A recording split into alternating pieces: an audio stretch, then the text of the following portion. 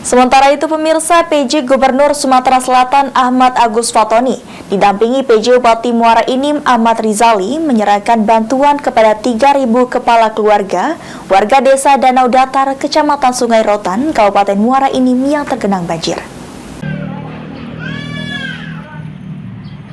Akibat curah hujan tinggi dan luapan air Sungai Lematang, 10 kecamatan yang ada di wilayah Kabupaten Muara Enim mengalami banjir besar. Ketinggian air mulai dari 60 cm hingga 3 meter merendam rumah yang didiami lebih dari 15.000 kakak.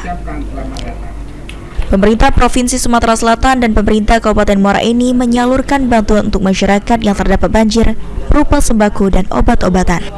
PJ Gubernur Sumatera Selatan Ahmad Agus Fatoni mengatakan, pemerintah provinsi dan pemerintah kabupaten telah menyalurkan bantuan berupa kebutuhan pokok warga dan obat-obatan.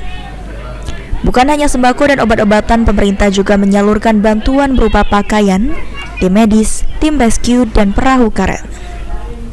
Setelah dilakukan pendataan warga yang terdampak, semua bentuk bantuan yang datang dari pemerintah, TNI, dan Polri, serta stakeholder akan segera disalurkan kepada masyarakat.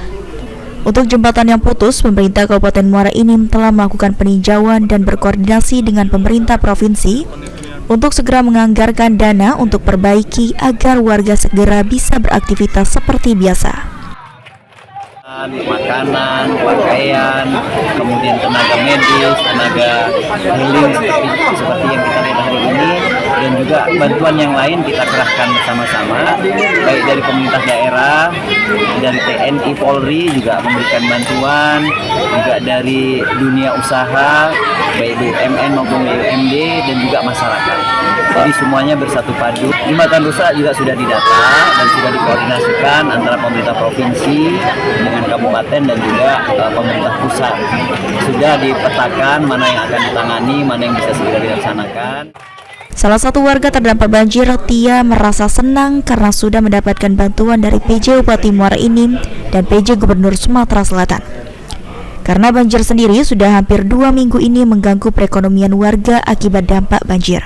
Selain itu, warga juga bisa mendapatkan pelayanan kesehatan bagi warga, ibu menyusui, dan anak-anak di posko banjir.